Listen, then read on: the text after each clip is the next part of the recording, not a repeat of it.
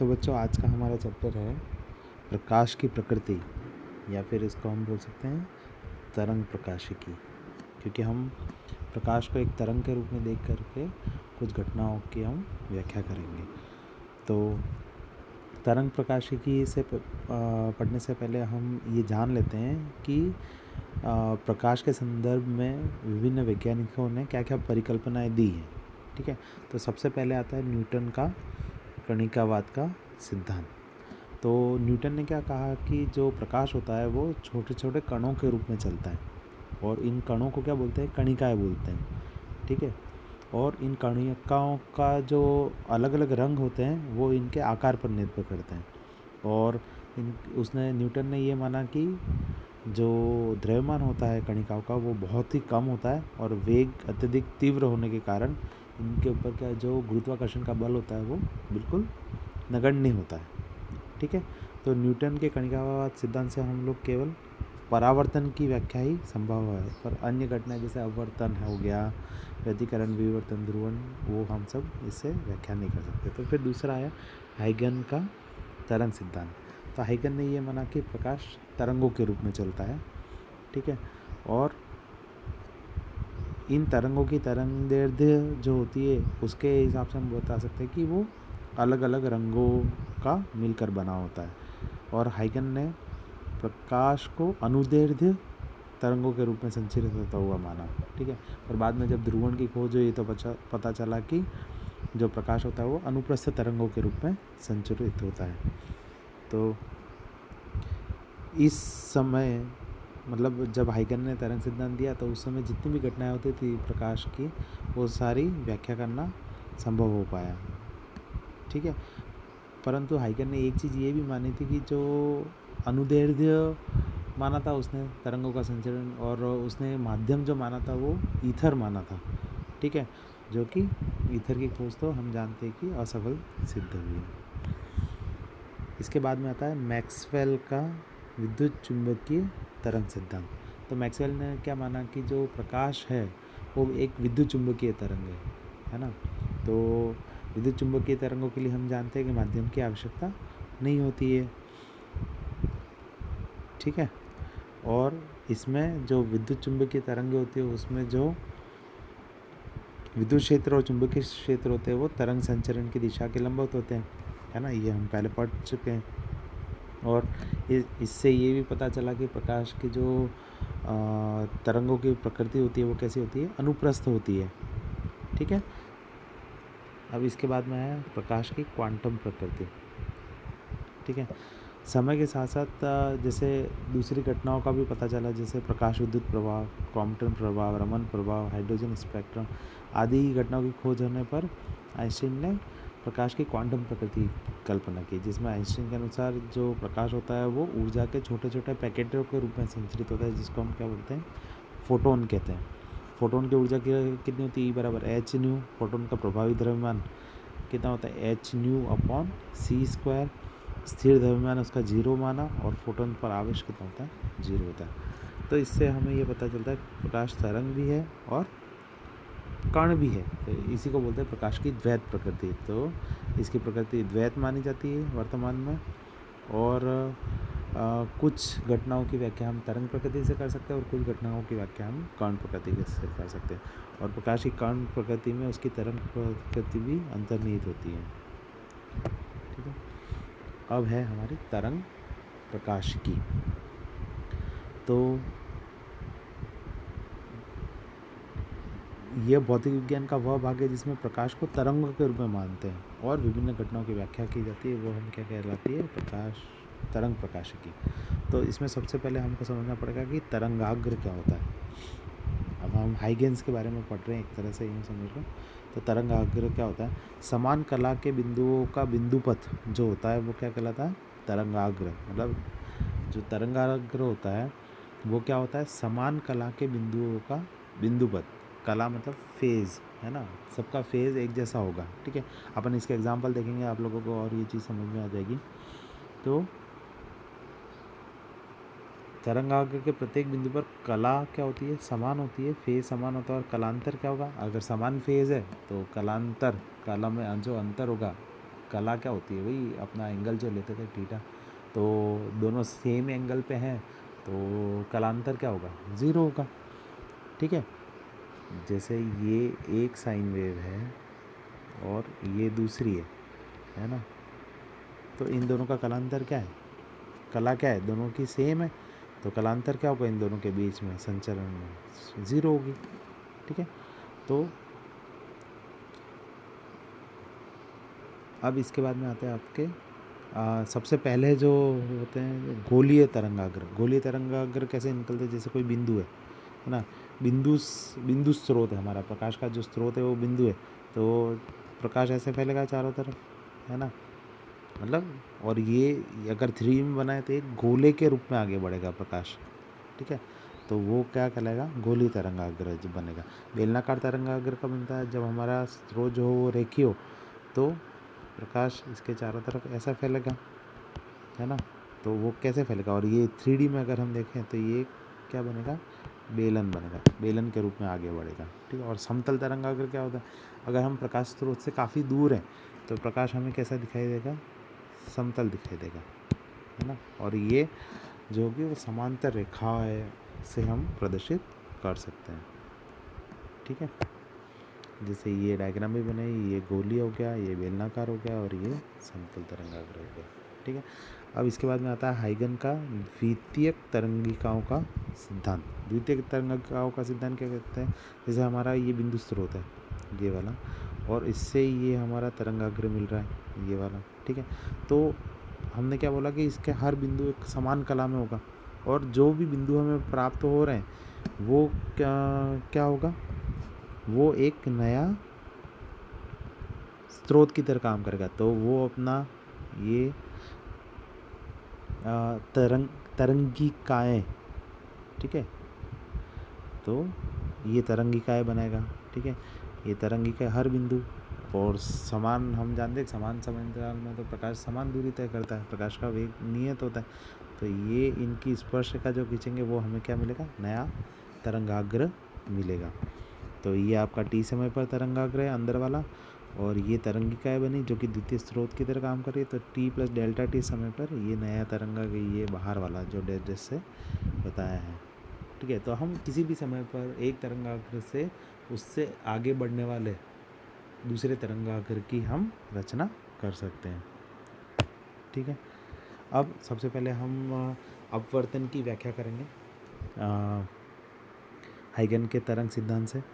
तो जैसे मान लो ये समतल स्रोत है हमारा, मतलब दूर से हम देख रहे हैं, तो ये हमारी ये प्रकाश की किरणों से हम बता रहे हैं कि वो प्रकाश की किरणें आ रही है। अब ये वाला जो हमारा पृष्ठ है, ये हमारा ऐसा पृष्ठ है जैसे पानी समझ लो, क्योंकि ये हमारा माध्यम क्या लिया है, विरल है, और ये सघन है, मतलब हवा से अगर मान लो पानी में जा रही है तरंग।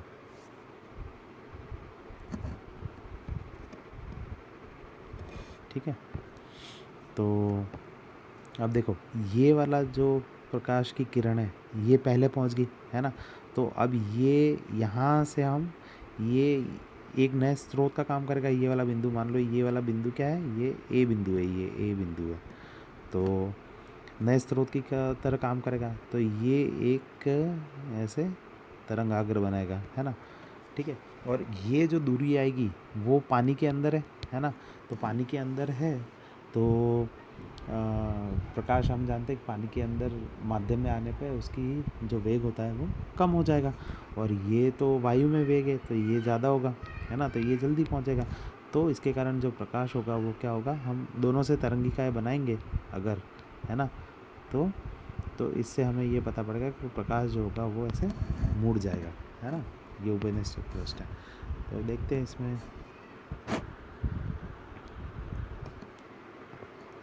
तो इसने में क्या लिखा है कि एक समतल तरंगाग्र जब उभयनिष्ठ पृष्ठ पर आपतित होता है तो क्या होता है कि ये हमारा सबसे पहले मैंने जो बताया वो, उसके बाद में समय क्या होगा, t बराबर BC/V1, है ना। समय क्या होता है, दूरी बटे वेग, तो दूरी कितनी तय की इसने, ये BC दूरी तय की, इस वाले ने, हम इस साइड वाले की बात कर रहे हैं, राइट साइड वाले की, तो t बराबर BC/V1, है ना। अब ये ए से डी, ये पानी के अंदर चल रहा है, तो ए से द्वितीयक तय की गई दूरी क्या होगी, तो दूरी बराबर होता है ए डी, जो दूरी तय की वो बराबर होता है वेग इंटू समय। दूरी बराबर क्या होगा, वेग इंटू समय। तो वेग मान लो इसका v2 है, जो कि कम होगा इंटू टी समय, है ना। तो क्योंकि सेम समय में हम देखेंगे कि कितनी दूरी तय करता है, तो ये टी का मान यहाँ से यहाँ रख दो, तो क्या मिलेगा, ए डी बराबर v2 B C upon v1। तो ज्यामिति अगर हम देखें, साइन बराबर क्या होता है, लंब बटे कर्ण। तो साइन आई एंगल कौन सा है, ये वाला आई एंगल है, ये देखो ये वाला, ये आई एंगल है, ये आई एंगल है, और ये हमारा एंगल आर है, ये हमारा आर एंगल है, ठीक है। तो जब हम ज्यामिति से देखेंगे तो लंब बटे कर्ण देखोगे आप, तो आपको क्या मिलेगा, बी सी अपॉन ए सी, और साइन आर निकालेंगे तो ए डी अपॉन ए सी मिलेगा, ठीक है। तो sine i upon sine r निकालेंगे तो क्या होगा, ये ए सी से ए सी तो कट जाएगा, तो B C upon A D मिलेगा, और B C upon A D क्या अपना v1 अपॉन v2, है ना। और हम जानते हैं कि v1 अपॉन v2 क्या हो जाएगा, ये 1 म्यू 2, ये n2 अपॉन n1। तो स्नेल का नियम हम जानते हैं कि sine i upon sine r क्या होता है, n2 अपॉन n1। तो ये पूरा फॉर्मूला हमें मिल गया, ठीक है। तो इससे हमें पता पड़ा कि ये अपवर्तन हो रहा है। तो ये अपवर्तन की व्याख्या हमने तरंग सिद्धांत से कर दी। अब हम चाहते हैं कि हम परावर्तन की व्याख्या करें, तो परावर्तन की व्याख्या देखते हैं।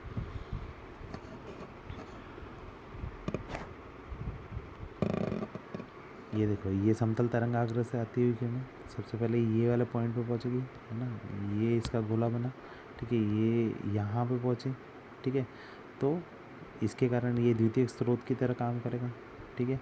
तो इससे हमें जो तरंग मिलेगा वो इस इधर और इधर ऐसे मिलेगा, ठीक है।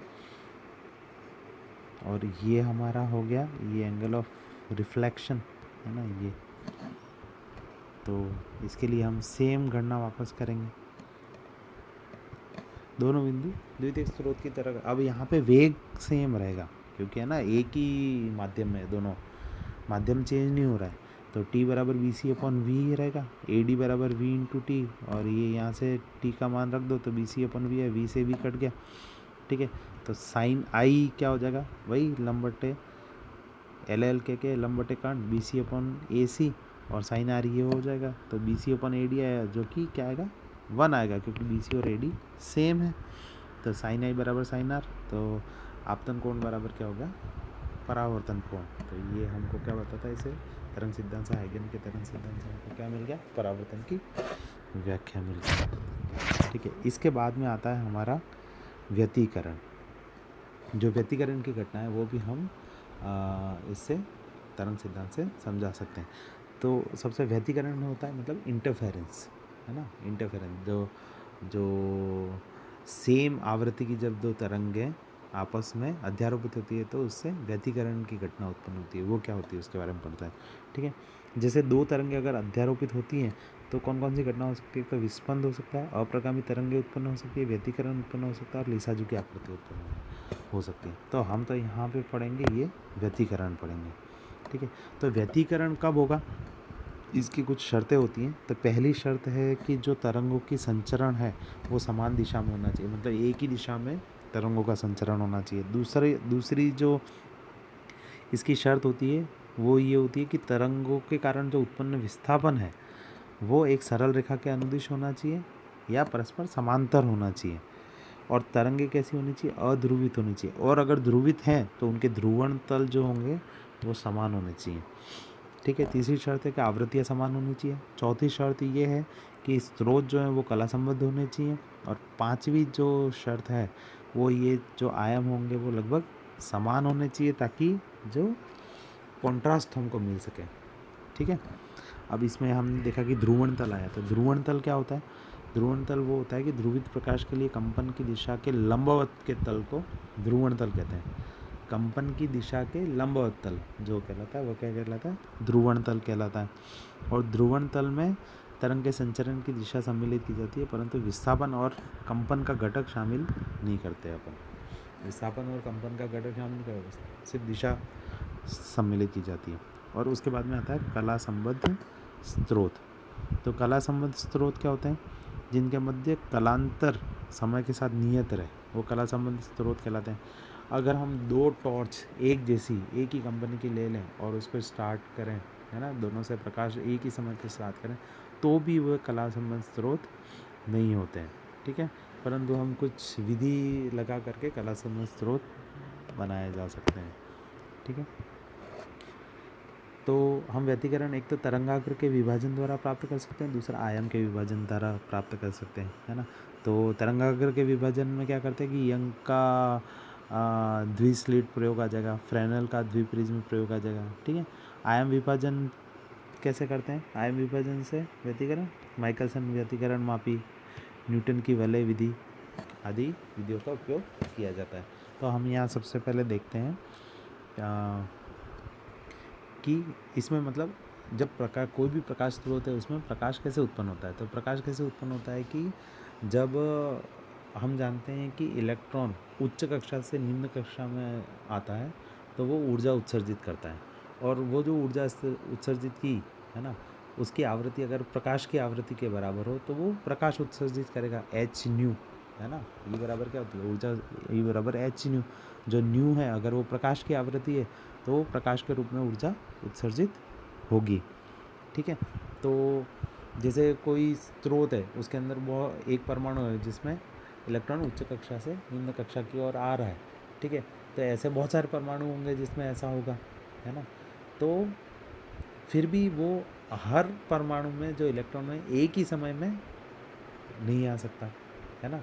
और मान लो आ रहा है तो भी मिनिमम से मिनिमम जो होगा वो, अगर कला संबंध स्रोत हम चाहते हैं तो वो 10⁻⁸ सेकंड के लिए ही कला संबंध स्रोत है। इसके बाद में वापस चेंज हो जाएगा, क्योंकि समय फिक्स नहीं होता है सबका कि कब कौन सा इलेक्ट्रॉन अपनी किस परमाणु में किस उच्च ऊर्जा स्तर से निम्न ऊर्जा स्तर में आएगा, ठीक है। तो एक ही स्रोत है पर उसके से निकलने वाली तरंगें भी वो नहीं होगा, ठीक है। तो हम क्या करेंगे, यंग का द्विस्लिट प्रयोग करेंगे जिसमें हम कुछ विधि अपनाएंगे जिससे हमें कला संबंध स्रोत प्राप्त हो जाएंगे, ठीक है। तो ये व्यतिकरण की घटना को बताता है और यह हाइगन के प्रकाश के तरंग सिद्धांत की प्रायोगिक पुष्टि भी करता है, यंग का द्विस्लिट प्रयोग जो है। तो इसमें देखो कैसा होता है कि एक स्रोत ले लिया, ठीक है, उसको एक सिंगल स्लिट से गुजारा, है ना। तो यहाँ तक पहुँचा प्रकाश, तो प्रकाश तो ये तो मान लो बिंदु स्रोत है तो गोलीय तरंगाग्र बनेगा। तो ये गोलीय तरंगाग्र, इसमें जो पूरी लाइन है वो तो ये बता रही है कि ये कैसा है, श्रृंग है, और जो डॉट डॉट लाइन है वो क्या बता रही है कि वो गर्त है, ठीक है। अब हम ये प्रकाश जा रहा है तो एक और हमने पट्टी का ली, वहाँ पे दो स्लिट मतलब एक तरह से छेद समझ लो, है ना, और दोनों समांतर हैं, S1 और S2 उससे गुजरेगा। तो दोनों ये दोनों अब S1 और S2 जो होंगे वो समान कला में रहेंगे। तो इसको हम बोल सकते हैं कि ये कला संबद्ध स्रोत है, क्योंकि एक ही प्रकाश स्रोत से निकलने वाली प्रकाश है ये, है ना। तो ये दोनों कला संबंध। अब यहाँ पे जब ये ऐसे ये आगे बढ़ता है ना, ये आगे बढ़ता है ऐसे,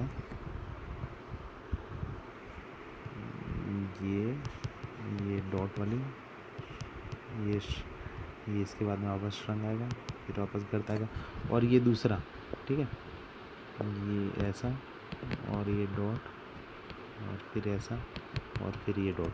तो ये देखो यहाँ पे कई जगह तो ये ऐसा मिलेगा, ये दोनों श्रृंग मिल रहे हैं। तो इस ये जो तरंग आकर रहेगा यहाँ पे ये पर्दा लगा हुआ है, तो यहाँ पर्दे पे हमको एक केंद्रीय उच्चिष्ट मिलेगा, मतलब ब्राइट फ्रिंज मिलेगी।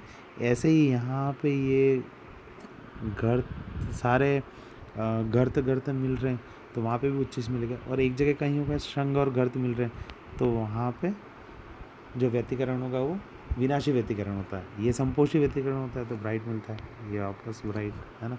तो ऐसे डार्क ब्राइट ऐसे हमको फ्रिंजेस मिलते हैं, ठीक है।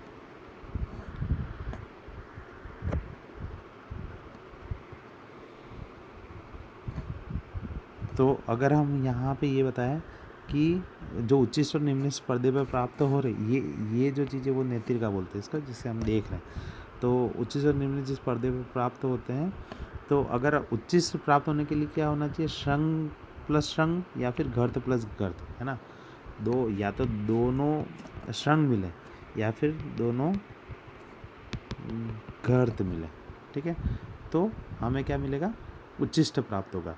और अगर मान लो ऐसा होता है कि एक श्रंग है और दूसरा घर्त मिलता है, तो इससे हमें क्या प्राप्त होगा, निम्निष्ट प्राप्त होगा। और जो उच्च पर्दे पर जो हमें उच्चिष्ट और निम्निष्ट प्राप्त हो रही है, उसको हम क्या बोलते हैं, व्यतिकरण की फ्रिंजें बोलते हैं, व्यतिकरण फ्रिंजें बोलते हैं, ठीक है। यदि हम अभी एक वर्णी प्रकाश स्रोत उत्पन्न करेंगे तो ऐसे डार्क और ब्राइट हमको वहाँ पे स्पॉट मिलेंगे। और यदि हम श्वेत प्रकाश यूज़ करें वहाँ पे, है ना, तो श्वेत प्रकाश यूज़ करेंगे तो क्या होगा कि जो मध्य बिंदु होगा वो तो श्वेत मिलेगा हमको, है ना, और चमकीला प्राप्त होगा। और मध्य बिंदु के से जो निकट होंगी वहाँ पे स्पष्ट रंगीन फ्रिंजें प्राप्त होंगी, जिनका जो क्रम होगा वो वाइब्जोर, मतलब सबसे पहले वॉयलेट मिलेगी, फिर इंडिगो, फिर ब्लू, ऐसे ग्रीन, येलो, ऑरेंज और रेड। तो ये देखो, ये मध्य में तो ये चमकीला प्राप्त हुआ, इसके बाद में ये वॉयलेट से रेड, और इसके बाद में जो मिश्रित मिलती है, और दूसरी साइड में भी हो सका वॉयलेट से रेड मिश्रित, ठीक है।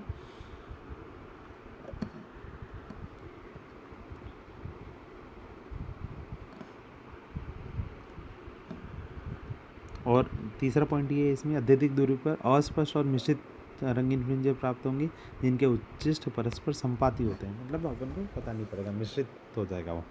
अब व्यतिकरण का इसके बाद में आता है गणितीय विश्लेषण। तो ये आपकी दोनों S1 और S2 ये दोनों स्लिट हैं, और ये आपका पर्दा है। तो ये दूरी आपकी D है, ये Y है, ठीक है। और ये Y दूरी कहाँ से कहाँ तक है, ये S1 और S2 का जो ये मध्य बिंदु है यहाँ पे बीच में, उससे ये दूरी ये Y है, ये आपका X1 है और ये आपका X2 है, ठीक है। और D क्या माना है, very very less than capital D, मतलब पर्दे से दूरी से ये जो स्लीटों के मध्य की दूरी है वो काफ़ी कम है, और Y भी बहुत छोटा है पर्दे के मध्य की दूरी से, ठीक है। तो सबसे पहले संचरण हमने जो माना है वो Z अक्ष पे माना है। तो Z1 क्या हो जाएगा, जो X1 के कारण है, तो A1 sine omega T minus के X1, ये उसकी समीकरण हो जाएगी, ठीक है। और Z2 क्या हो जाएगा, A2, A1 क्या है यहाँ पे, आयाम है, ठीक है, ओमेगा अपन जानते ही हैं, X1 विस्थापन है ये, ठीक है। तो ऐसे ही Z2 क्या हो जाएगा, A2 sine omega T minus के X2।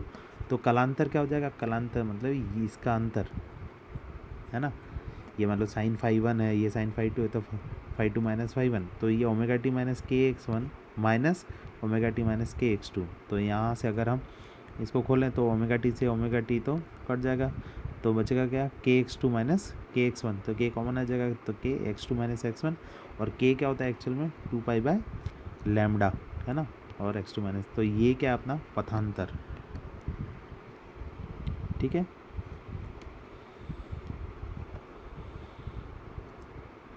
और यहाँ पे हम देख रहे हैं जो कलांतर जो भी है वो समय के साथ में नियत है, तो व्यतिकरण कैसा होगा, यहाँ पे स्थायी होगा। अब अध्यारोपण का सिद्धांत लगाते हैं। अध्यारोपण मतलब दोनों जोड़ दो, Z1 और Z2 को, तो जोड़ेंगे तो ये साइन A माइनस बी का फॉर्मूला बनेगा। तो साइन A माइनस बी क्या होता है, sine A cos B minus cos A sine B, तो ये फॉर्मूला लगेंगे तो हमारे पास में ये इक्वेशन आ जाएगी। अब इसमें क्या कर रहे हैं, ये साइन ओमेगा टी कॉमन निकालो और एक जगह कॉस ओमेगा टी कॉमन निकालो, तो ये इक्वेशन मिल जाएगी, ठीक है। फिर ये जो कॉमन अंदर आ रही है उसको ए कॉस फाई और ए साइन फाई मान लिया हमने, ठीक है, तो रख देंगे तो ऐसा आ जाएगा। तो ये तो किसका फार्मूला बना, साइन A माइनस बी का फार्मूला बना, तो ये फार्मूला गया, ये इक्वेशन नंबर 4 आ गई, ठीक है। और हम क्या करेंगे कि इक्वेशन नंबर जो 2 और 3 को वर्ग करके जोड़ देंगे, ये वाली जो है ये 2 और 3 है, इसको वर्ग करके जोड़ेंगे तो a sine square five plus a वर्ग करके जोड़ना है, तो A square sine square five plus A square cos square five, A square common निकालो, sine square five plus cos square five तो 1 होता है, तो ए स्क्वायर एक साइड में रह जाएगा, दूसरी साइड में ये रह जाएगा, ठीक है। और कॉस के x2 माइनस x1 ये तो क्या है हमारा, ये तो फाइव है, ठीक है, ये तो कलांतर है, तो ये लिख दिया हमारा। तो ये समीकरण नंबर 4 और 5 ये हमारी मेन समीकरण है, जो कि अध्यारोपण के पश्चात परिणामी तरंग का समीकरण है ये हमारे, और आयाम को हमारे तरंग का समीकरण भी मिल गया और ये आयाम मिल गया अपन को, ठीक है। विभिन्न परिस्थितियों में पथांतर और कलांतर के मान जो होते हैं वो भिन्न भिन्न प्राप्त होते हैं, है ना।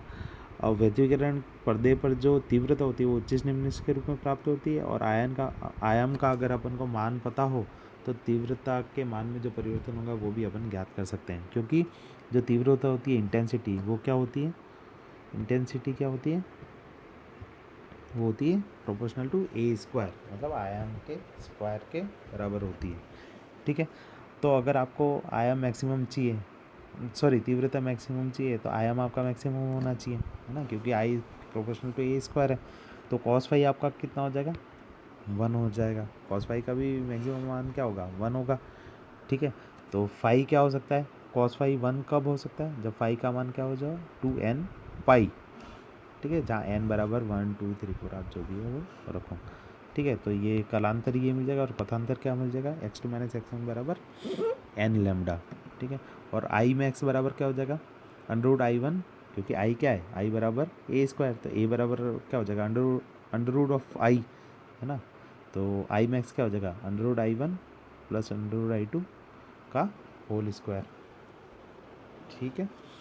तो ये आई मैक्स होगा, तो और ये इस व्यतिकरण को क्या बोलते हैं, उच्च प्राप्त होने वाले संपोषी व्यतिकरण। और निम्निष्ठ क्या होगा, आई मिनिमम चाहिए तो ए मिनिमम का होगा जब कॉस फाई -1 होगा, कॉस की वैल्यू सबसे कम कौन सी होती है, -1, ये देखो ये, तो कॉस की मैक्सिमम वैल्यू तो 1 होती है, मिनिमम वैल्यू क्या होती है -1, तो ये कॉस फाई -1 कब होगा, जब फाई का मान कितना होगा 2n - 1 इंटू पाई, तो ये कलांतर मिल गया, ठीक है। और पथांतर x2 माइनस x1 क्या हो जाएगा 2n - 1/2 इंटू लैम्डा, तो ये पथांतर हो गया आपका, ठीक है। और आई मिनिमम क्या हो जाएगा I1 minus I2 √I1 minus √I2 का होल स्क्वायर, और ये कैसा होगा आपका विनाशी व्यतिकरण, ठीक है। अब अपन चाहते हैं पथांतर की गणना करना चाहते हैं, है ना, तो पथांतर की गणना उसके लिए सेम वापस ले लिया अपन ने। अब देखो ये मध्य बिंदु है, तो यहाँ से यहाँ तक की दूरी d/2 होगी, है ना। तो अपन को मान लो ये वाला त्रिभुज चाहिए, ये वाला त्रिभुज, तो ये दूरी क्या होगी, ये टोटल यहाँ से यहाँ तक तो y है ना, तो ये दूरी और ये इतनी दूरी है d/2, तो ये हो जाएगी y माइनस d/2, ठीक है। तो इसमें भी स्थायी व्यतिकरण की घटना उत्पन्न हो रही है, तो अपन ये त्रिभुज जो लिया इसमें ये x1 अगर निकालें, है ना, तो x1 क्या हो जाएगा, ये तो कर्ण है, तो आधार स्क्वायर प्लस लंब स्क्वायर, तो ये किया, ठीक है। अब इसमें से d कॉमन निकाल दिया तो हमको ये मिला, है ना। अब ये दोनों तरफ अंडर कर दिया तो हमको ये मिला, और हम जानते हैं कि 1 + x की होल पावर n हो, तो उसका अगर एक्सपेंशन करते हैं तो हमको मिलता है 1 + nx, जो n होता है वो x के साथ में आगे आ जाता है, और प्लस ऐसे आगे आगे चलता रहता है, ठीक है। तो ये हम रखेंगे, तो ये जो 1/2 है, ये 1 यहाँ पे और ये 1/2 नीचे रख दिया है, ठीक है। तो ये आगे है, और हम जानते हैं कि d is very very less than capital D, और y भी छोटा है, तो हम आगे उच्च वाली जो यहाँ पे पद आएंगे उन सबको इग्नोर कर सकते हैं, तो हमको ये मिलेगा, ठीक है, x1, तो ये हमको मिल गया अपॉन 2d। तो इसी प्रकार x2 निकालेंगे तो ये वाला आएगा, है ना। तो पथांतर क्या हो जाएगा x2 माइनस x1, तो इसको हम सॉल्व करेंगे तो y d/D आ जाएगा, और y क्या आ जाएगा हमारा x2 माइनस x1 D/D, ठीक है। यहाँ से ये y निकला, है ना। तो उच्चिष्ट प्राप्त होने के लिए हमारा क्या हो जाएगा y/D बराबर n लैम्डा होना चाहिए, तो yn क्या हो जाएगा हमारा n λ d/d, ठीक है। तो n बराबर 0 रखेंगे तो वाई एन भी हमारा कितना 0 प्राप्त होगा। तो केंद्रीय उच्चिष्ट प्राप्त होगा y बराबर 0 पे। निम्नलिखित प्राप्त होने के लिए क्या करेंगे, n की जगह में n-1/2 का गुणा करेंगे इंटू लैम्डा, तो ये आ जाएगा वाई एन डैश। ठीक है। अब इसके बाद में हम गणना करेंगे फ्रिंज चौड़ाई, मतलब जो हमें फ्रिंजेस मिल रही है उच्चिष्ट और निम्नलिखित वाली, उनकी चौड़ाई कितनी होगी। तो वैसे फ्रिंज चौड़ाई होती क्या होती है, व्यतिकरण के पर्दे में दो क्रमागत उच्चिष्टों या दो क्रमागत निम्नलिखितों के मध्य की दूरी को हम क्या कहते हैं, फ्रिंज चौड़ाई कहते हैं। और इसको हम किससे प्रदर्शित करते हैं, बीटा से। तो बीटा क्या हो जाएगा, वाई एन माइनस 1। तो ठीक है, ये एन की वैल्यू अगर 0 रखोगे तो ये y0 और y-1, ठीक है, मतलब ये उसके नेक्स्ट वाली फ्रिंज है ना, इन दोनों के बीच की दूरी। तो वाई एन की वैल्यू हमने निकाल रखी है, y-1 की वैल्यू ये है। तो इन दोनों को सॉल्व करोगे तो लैम्डा d/d आएगा, तो फ्रिंज चौड़ाई की। तो वाई एन बराबर क्या हो जाएगा, n बीटा, और वाई एन डैश क्या हो जाएगा, n-1/2 इंटू बीटा। ये देख लो, इससे आपके क्लियर हो जाएगा। तो हम इससे क्या, लैम्डा d/d आ रही है, तो इसका मतलब फ्रिंज चौड़ाई का मान एक तो किस पे निर्भर कर रहा है, d पे निर्भर कर रहा है ना, कैपिटल D पे निर्भर कर रहा है, n पर निर्भर नहीं कर रहा है। ठीक है, तो समान चौड़ाई की फ्रिंजें प्राप्त होंगी, समझ में। और इसमें तरंग दैर्ध्य पर भी नहीं, तरंग दैर्ध्य पर तो निर्भर कर रहा है। तो बैंगनी के स्थान पर अगर लाल रंग का उपयोग करें तो फ्रिंज चौड़ाई का मान कैसा मिलेगा, अधिक मिलेगा। ठीक है, क्योंकि लाल की तरंग दैर्ध्य कैसी होती है, ज़्यादा होती है ना, और beta is directly proportional to lambda है। तो अब इसमें अपन देखते हैं आगे ऊर्जा संरक्षण का नियम। तो व्यतिकरण की घटना में जो हमारी तीव्रता होती है वो उच्चिष्ट और निम्नलिखित के रूप में प्राप्त होती है। यदि पर्दे की दूरी अत्यधिक हो तो सभी उच्चिष्टों की तीव्रता नियत मानी जा सकती है, और तीव्रता में दूरी के साथ होने वाला परिवर्तन जो होगा वो हम इस ग्राफ से बताते हैं। देखो यहाँ पे ये केंद्रीय उच्चिष्ट, ये तीव्रता है, ठीक है, और ये दूरी, इसके बीच में ग्राफ खींचा है। तो देखो सबकी तीव्रता, केंद्रीय उच्चिष्ट की तीव्रता मैक्सिमम इतनी है, ठीक है, ये पास वाले, ये देखो ये आपका निम्नलिखित है ना, फिर ये वापस उच्चिष्ट, तो सब उच्चिष्टों की तीव्रता लगभग समान ही है। ठीक है, तो कहीं उच्चिष्ट कहीं निम्नलिखित प्राप्त हो रहा है, पर जो तीव्रता होगी वो सबकी समान होगी। तो मतलब फ्रिंज चौड़ाई सबकी कैसे मिलेगी, हमको समान मिलेगी। ठीक है, तो आज के लिए इतना ही है, कल हम पढ़ेंगे विवर्तन। ठीक है, थैंक यू।